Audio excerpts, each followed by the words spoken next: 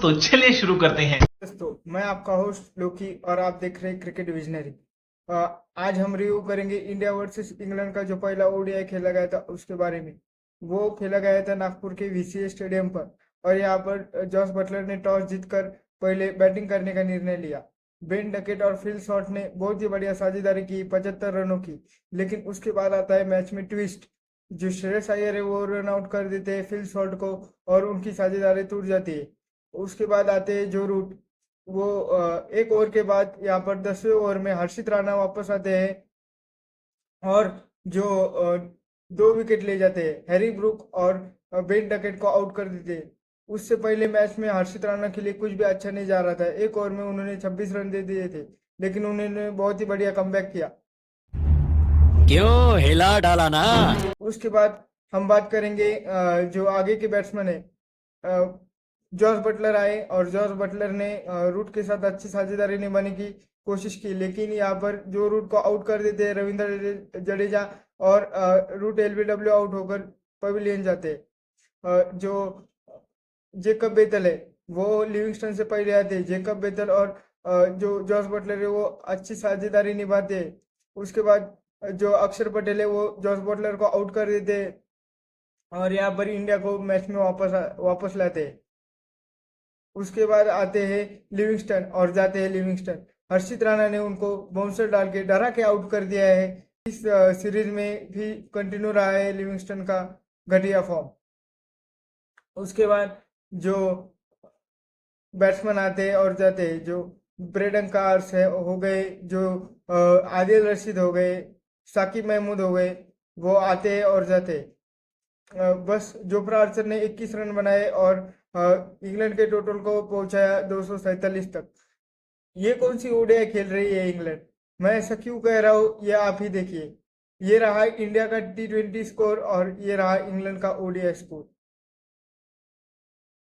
अब हम बढ़ते हैं इंडिया की बैटिंग की तरफ। जो इंडिया की बैटिंग है उसकी शुरुआत कुछ खास नहीं रही और यशस्वी जायसवाल और रोहित शर्मा जल्दी आउट होते हैं। 19 पर 2 विकेट गिर जाते हैं टीम इंडिया के। पर जो श्रेयस अय्यर और शुभमन गिल वो टीम इंडिया की पारी को संभालते हैं और इंडिया को अच्छी एक स्टेबिलिटी प्रदान करते हैं। जो शुभमन गिल है वो बहुत मैच्योरिटी से खेलते हैं और जो श्रेयस अय्यर है वो फास्ट रन बनाते हैं। 163 के स्ट्राइक रेट से क्या रन बनाते हैं वो, और दोनों का 50 हो जाता है और उसके बाद श्रेयस अय्यर आउट हो जाते हैं। अय्यर आउट होने के बाद अक्षर पटेल आते हैं और छाते हैं। अक्षर पटेल ने यहाँ पर जो बैटिंग प्रमोशन में मिला था उनको, उनका उसका बहुत ही बढ़िया फायदा उठाया और उन्होंने भी 50 जड़ दी। फिर अक्षर पटेल आउट हो जाते हैं, आदिल रशीद उनको आउट कर देते हैं। जो अक्षर पटेल आउट होने के बाद आते हैं हमारे प्यारे केएल राहुल। केएल राहुल आते हैं और जाते हैं। ऐसा लग रहा था कि वो मैच इंटरेस्टिंग बना रहे थे और इंग्लैंड की तरफ से खेल रहे थे। दो रन बनाए उन्होंने 9 गेंदों में। जो अ, आदिल रशीद है उनका विकेट लेने के बाद हार्दिक पांडे आते हैं। हार्दिक पांडे और शुभमन गिल एक साथ जब आते हैं तब हार्दिक पांडे ने बहुत ही बढ़िया छक्का मारा। पर यहाँ पर गिल को कम ही रन चाहिए थे सेंचुरी के लिए और इंडिया को भी जीतने के लिए कम ही रन चाहिए थे। हार्दिक पांडे 6 रन जब मारते उसके बाद गिल थोड़े हड़बड़ी में दिखे और माइलस्टोन पूरा करने में ध्यान दे रहे थे शायद, तो उसमें वो आउट हो जाते हैं और साकिब महमूद को एक और विकेट मिल जाता है। अ, जो गिल आउट होने के बाद रविंद्र जडेजा आते हैं और वो 12 रन बनाकर नॉट आउट रहते हैं हार्दिक पांड्या के साथ और इंडिया जीत जाती है ये मैच। इस मैच के हीरो रहे शुभमन गिल, उन्होंने 80 रन बनाए और वो मैन ऑफ द मैच भी कहलाए।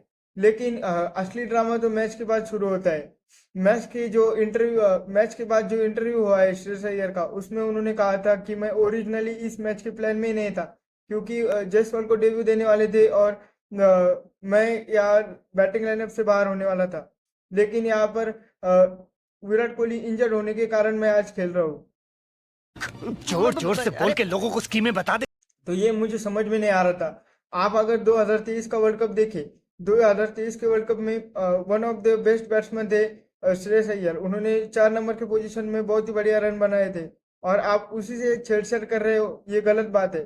आप एक बार हिस्ट्री उठा के देखिए जो 2023 की थी। और उन्होंने 2 शतक भी मारे थे और शायद 1 या 2 50 भी मारे थे। और वो बहुत ही बढ़िया खेले थे पूरे कैंपेन में, और उन्हीं को बाहर करने चले थे आप। और विराट कोहली 4 नंबर पर खिलाने का कोई सेंस ही नहीं है उस बात का। अब दूसरी बात जो है, जो अर्शदीप है, अर्शदीप को आपके बस पानी पिलाने के लिए रखे हो। क्योंकि आप देखिए अर्शदीप लास्ट ओडीआई जब कब खेले थे, जहाँ जो साउथ अफ्रीका टूर था वहाँ खेले थे। साउथ अफ्रीका टूर में ओडीआई डेब्यू किया था और उन्होंने बहुत ही बढ़िया बॉलिंग भी की थी। उसके बाद वो ओडीआई खेला ही नहीं। तो हर्षित राणा का क्या सेंस था डेब्यू कराने का।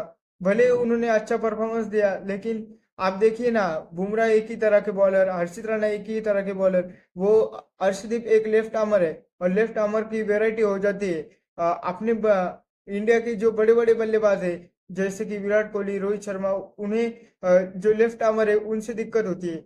फिर दूसरों को क्यों नहीं हो सकती दिक्कत? आप क्यों लेफ्ट आर्मर क्यों नहीं खिलाना चाहते? ये सेंस नहीं बनता।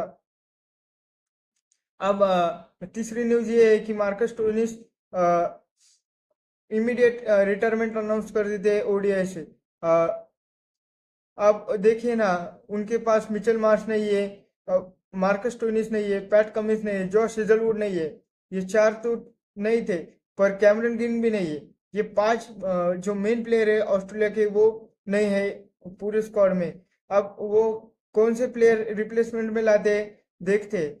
अब ये जो मैंने थोड़ी देर पहले सिनेरियो समझाया था, और उस पर आपके व्यूज कमेंट में शेयर कीजिए। मैं देखता हूँ आपके और मेरे व्यूज सही है, सेम है, या कुछ आप अलग सोचते हो। ऐसे ही देखते रहिए आप क्रिकेट विजनरी। मैं आपका होस्ट लोकी आपसे विदा लेते हो। Thank you.